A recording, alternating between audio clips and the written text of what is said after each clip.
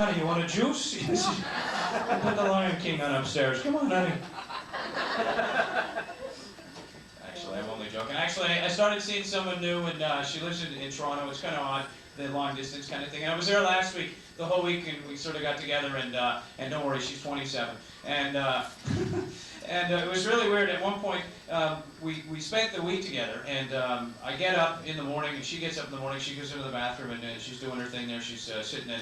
I walk in with my boxers and my hair. In the morning, my hair can be just totally messed up, just totally like one of those troglodyte kind of troll things with the green hair. Just really weird looking, eh? And I'm standing there at the mirror scratching, and I said to her, I said, hey, honey, this is a new phase in our relationship, isn't it? And she says, yeah, I like to call it the end. Okay, good. Actually, the weird thing is she's 5'10" and a half, and I'm not. And it's really odd, actually. It's bizarre. I never get used to her like bending down to kiss me. You know, I feel like a 6-year-old getting his snowsuit done up. You know, it's just she goes for that lick your finger thing. You know, I'm out of there. I like you people from Westmount. Have I told you that? Ladies and gentlemen, your next act. You have to what, ma'am? All I heard is, I have to pee. Thank you, people. Your next act, ladies and gentlemen, is a veteran of the Montreal comedy scene. He was one of the first comedians in Montreal to go down and peddle his wares in New York, and he did very well in New York and has worked with some of the biggies in the business, including Leno and all the biggies down in New York, and he's here for you tonight. Please welcome, no, not back then, actually, even further. Ladies and gentlemen, please welcome Mr. Jim Serino.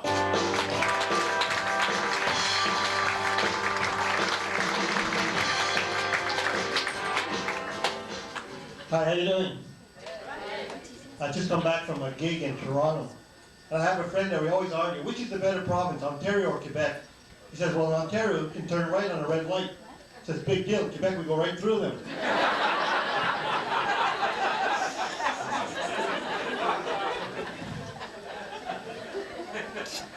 And only 27 shoplifting days to Christmas. You know, and things like that. Have you done your Christmas shopping? No. Don't you hate these people? You ask them, oh yeah, we were down in Plattsburgh in July and we went to dinner in mine. Yeah. That takes all the fun out of it, right? I wait till the 24th. Anybody else do that? Yeah. Right? And what happens? You go in the stores and there's nothing left, right? You fight with old ladies for scarves and ties and finally, before you know it's 5 o'clock and all the stores close. And like every year, I end up doing all my Christmas shopping in Jean Coutu. Oh no, turtles again!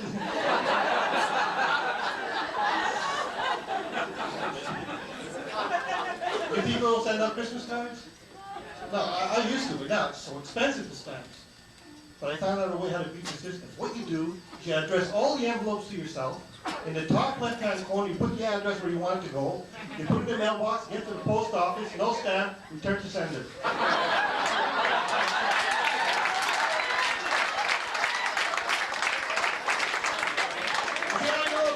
I used to have a job at the post office, but I got fired. They caught me working one day. I did proud of that. I was down in Vegas in August. Have you ever been in Vegas in August? It was 112 degrees. Okay, but the wind chill factor was 110. And what did the neighbors say? Well, it's a dry heat. Yeah, so was my first, but I don't go sit in that, you know?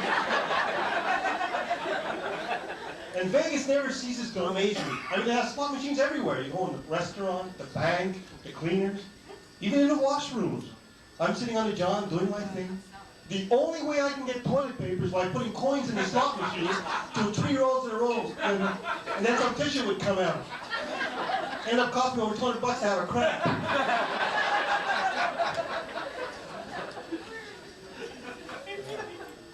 I used to love going with my mother to Vegas. Remember, she wanted to play blackjack. So I showed her how to play. I said, but the most important thing you have to know is that if you want a card, you go like this. You don't want a card, you go like that. Got it? Sure, I got it.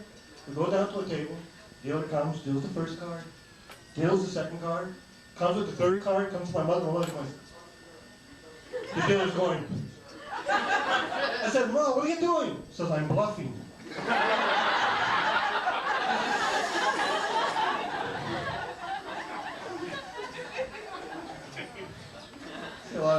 older people in here that are getting gray hair. You know, I just discovered that gray hair is hereditary. You get it from your children.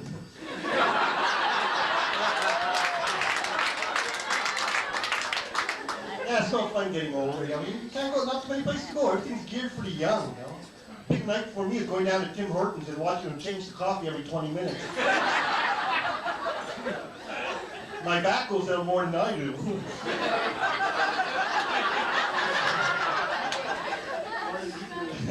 Talk about sex. What I used to do all night, now it takes me all night to do. See, some of you are laughing, you're like, don't do that because it's going to go around and you're going to spread, you know? Oh my. Anyway, it's been quite a week for me. The other day, 6 o'clock in the morning, I'm sound asleep. I hear, I get up, open the door, Jehovah's Witnesses, awake! And asleep. Boy, were they angry. He said, you're not going to get off that easy. I'm coming back with the rest of my group. So now I'm in the Jehovah's Witness Protection Program.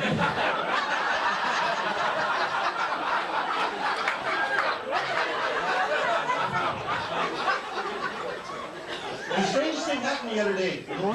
No matter where I touched myself, it really, really hurt.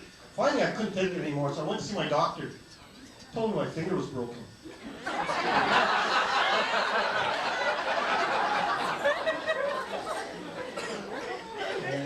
And then I got a call from my real estate agent in Miami. Said he thinks he's found some land on my property.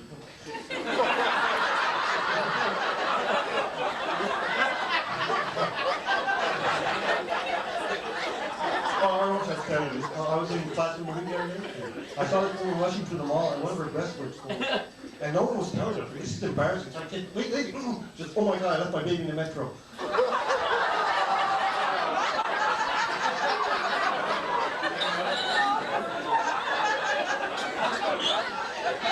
She's explaining it to him.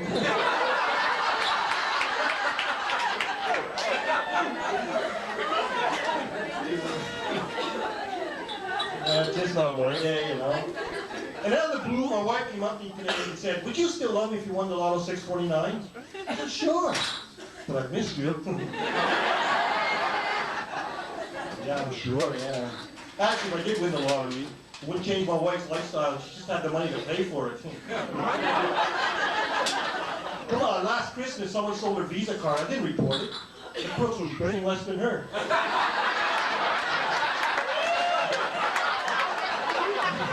You want to keep it for another month? Yeah, I'm married. I met my wife at a travel agency. She was looking for a vacation. That was the last resort. I'm married a long time. And after you get married a long time, you get used to each other, especially physically. It's hard to get. Well, you heard of someone who will actually answer the phone during sex? My wife makes calls. Sometimes she calls me.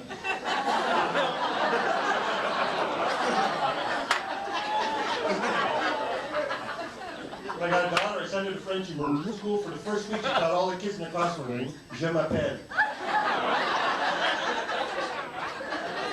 And it's not easy to learn homework with her. I can speak French. I know how to say a few words. I know how to say, like, cut the grass. Mozilla.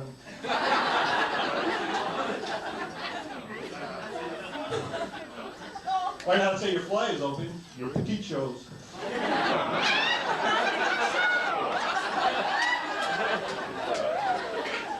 The television before the commercials. I mean, I think we're so gullible, especially the beer commercials. Have you seen them?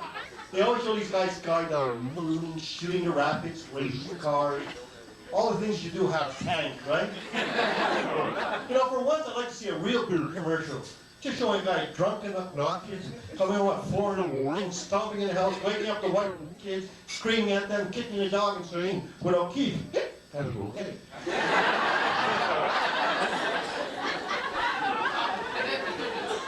Some commercials I just don't get, like this one. 3 out of 5 people suffer from constipation.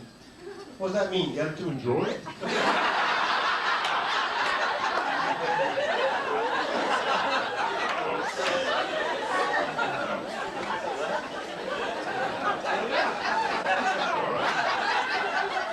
I was watching the news, you know. You can't watch the news, always about politics and how the economy is, especially here in this province, you know, the never-ending You know, you heard how to start a small business in Quebec? Huh?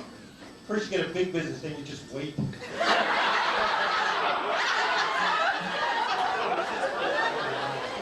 that was separation, we did only turn with snow.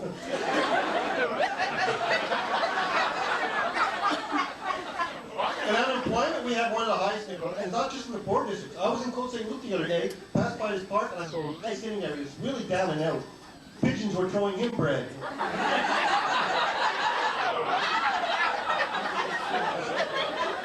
So I said, mister, can I help you? He said, no, I'm Jewish. He said, I'm ashamed to ask for money. So I gave him a pledge.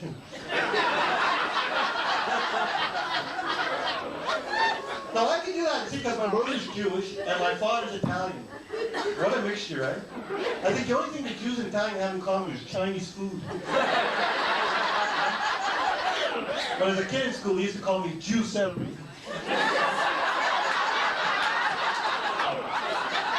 I was only allowed to eat certain pepperonis. Oh, the only kid in the church choir singing Oive Maria. My sister was a Jap, a Jewish American, paisano. Time I was 8 years old, I didn't know what the heck I was. I remember the kid down the street was selling his bicycle. I didn't know I said, or make him enough we couldn't refuse. My parents were both very religious. When I was born, this really created a problem. See, my father wanted me to be baptized, and of course, my mother wanted me to be circumcised. So they argued and argued till we finally came to an agreement. There'll be a double ceremony. See, while the priest was holding me in his arms baptizing me, the rabbi would tap on the shoulder and say, may I cut in?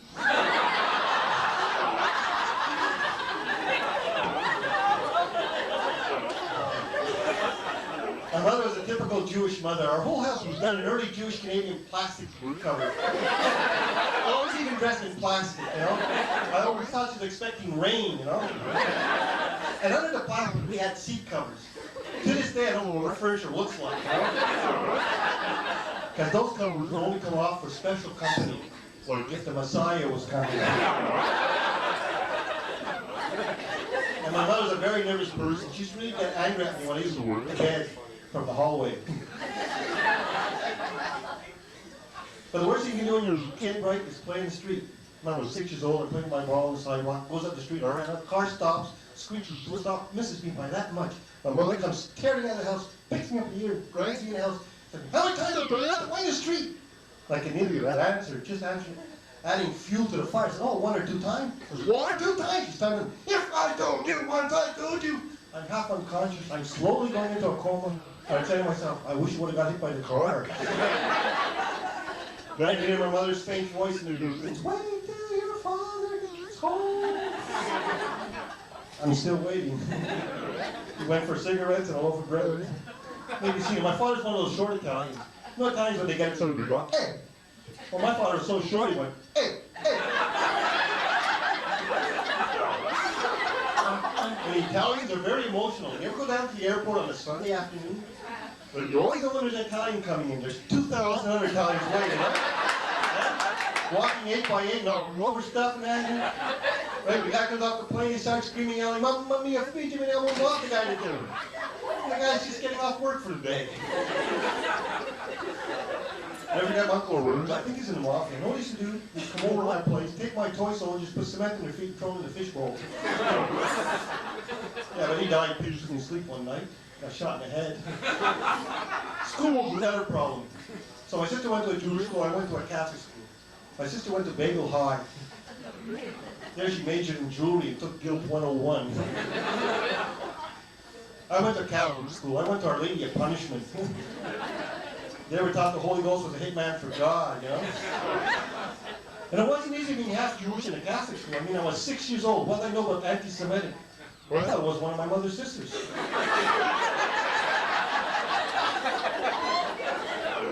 Also, I had an aunt on my father's side. He used to scare the hell out of me. What's for supper tonight? Antipasta. I go under the bed. But even though I went to a Catholic school, I never forgot my Jewish roots. Like I wouldn't go to confession unless I brought a lawyer.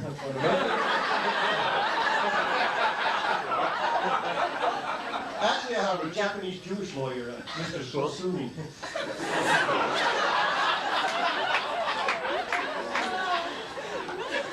So I lived a very sheltered life because the kids teased me because I was half Jewish and all, and the girls were on me.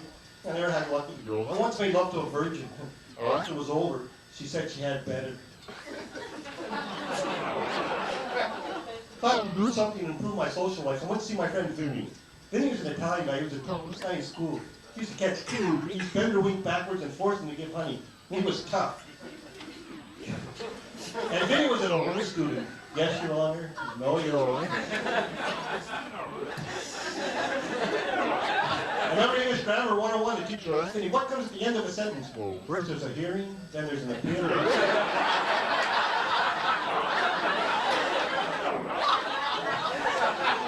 The one thing though, Vinny had all the girls. He introduced this girl called Gertrude. Everyone in school loved Gertrude. She was very promiscuous. One day in the schoolyard, she came over, come over my place Saturday night and bring protection. Without Vinny. So the next day I tell my brother, I think I have gonorrhea, and my mother overheard. My mother, anything that wasn't kosher, she would trust. So she's looking this thing, comes over. Ah, gonorrhea, just what I thought. But there's usually Gentiles. Poor mother, I had a hard time from the day I was born.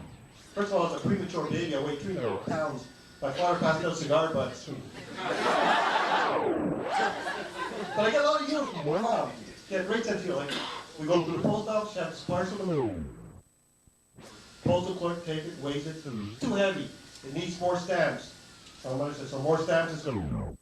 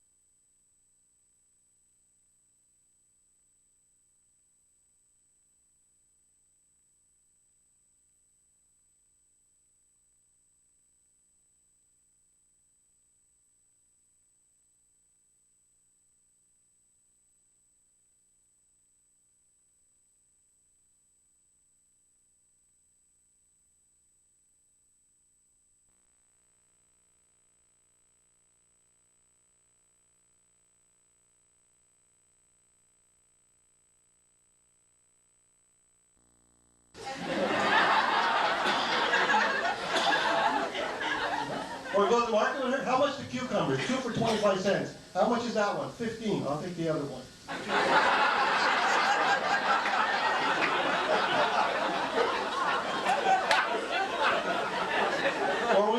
good grades in school, my father used to brag, kids have my brains. My mother said, they must have, I still have mine.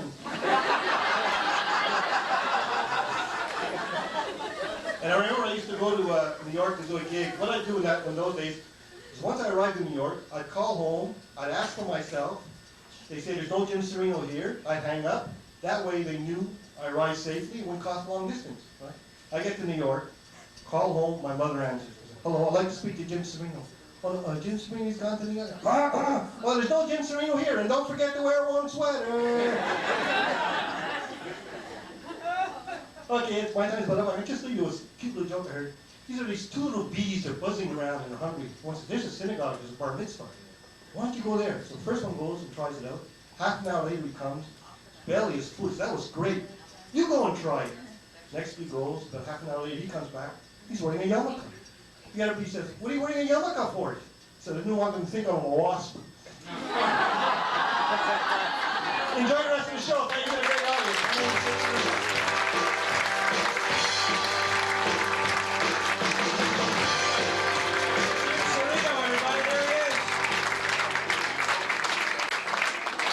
Another round of applause for Jim Serino, huh?